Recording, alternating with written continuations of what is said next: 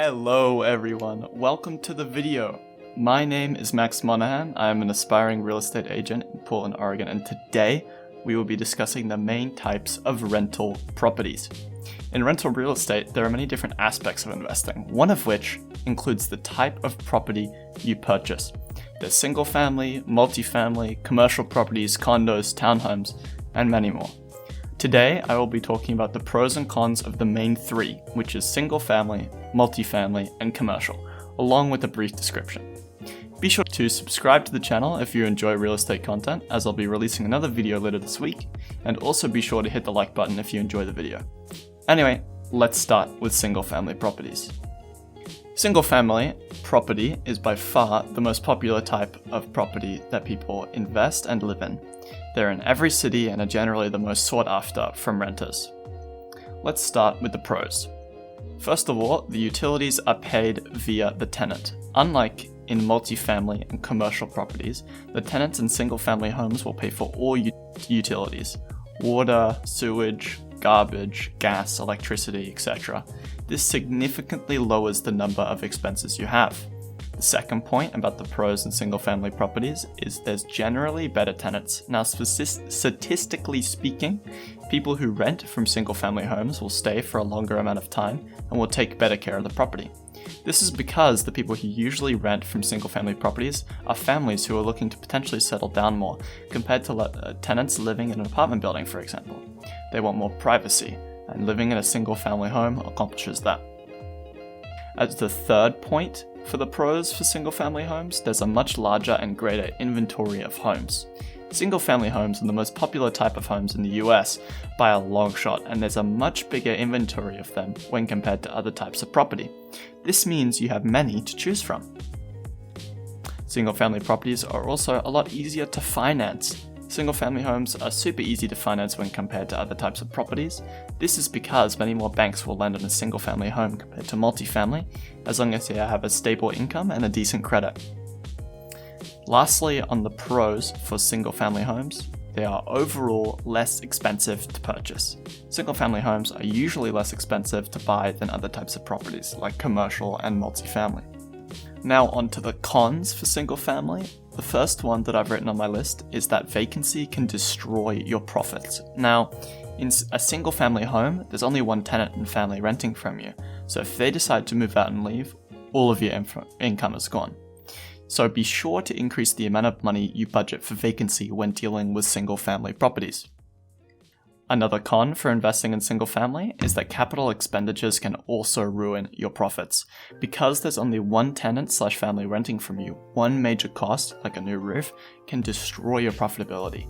Just like vacancy, you have to increase the amount of money you budget for capital expenditures when dealing with a single family property. Another con is that cash flow can be tight. Because of all of these added expenses and the fact that there's only one tenant renting from you to begin with, cash flow can be extremely tight. Another reason is that there's a high unit cost. The price of property will be cheaper when compared to other types.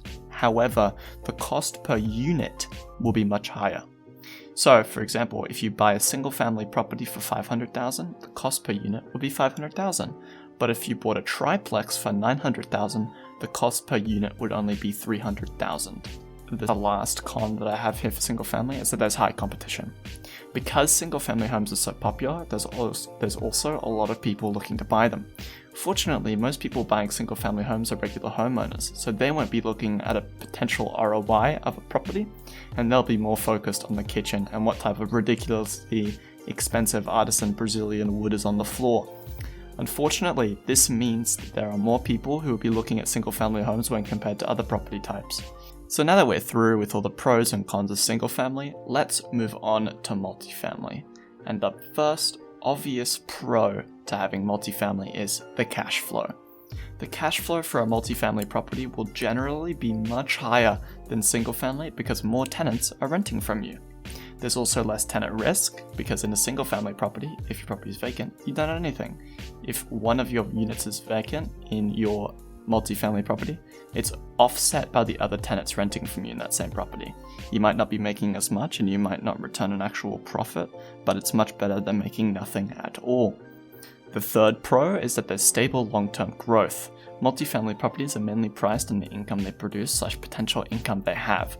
This is fundamentally different to how single-family homes are priced, which is relatively volatile and varies a lot based on the neighborhood. Another pro is the loan simplicity. In multifamily, you will only have to have one mortgage on your property. If you buy a triplex, you only need one loan compared to if you buy 3 single-family homes. Like loan simplicity, there's insurance simplicity. Just like loans, you're only going to need one insurance policy for the multifamily property rather than multiple for your single-family homes. Lastly, there is less competition. Fewer people are looking to buy a multifamily property, meaning that there will be less competition for you to buy one, although this can definitely depend on location and the price. To start off the cons for the multifamily, the first one is the higher purchase price. Multifamily properties are more expensive than single-family homes. This means that you might need more time to save up money for the property when compared to single-family. It's also more management intensive. Multifamily properties are more management intensive than single-family homes because legally there are many more regulations, and tenants can be a big problem. For example, if a tenant's very loud, other tenants will be bothered by this tenant, not just you and potentially the neighbors. This will make it more difficult for you to have a good relationship with all of your tenants, and in turn, just makes it more difficult. There's also better competition.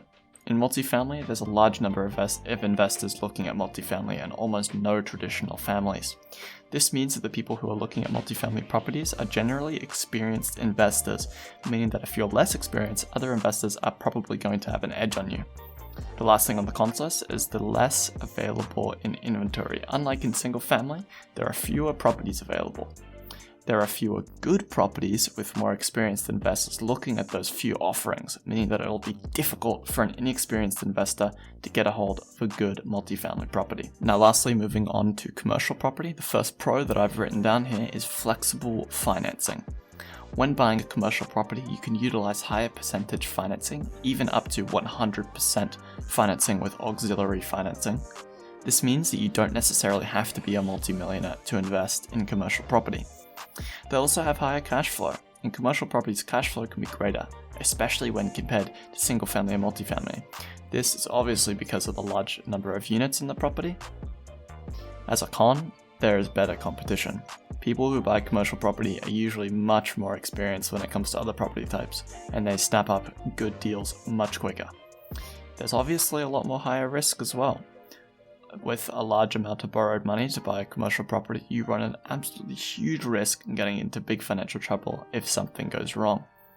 And lastly, for the commercial property, we have that experience is almost necessary. Investing in commercial property is an extremely daunting task, and without experience, it can be extremely stressful. Getting professional help is almost always needed if you don't have any experience. And that's it. Thank you all so much for watching the video, and I hope you learned at least a thing or two. I'll be releasing a video on different financing methods for rental real estate later in the week, so stay tuned for that.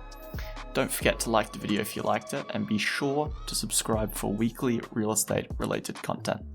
Bye!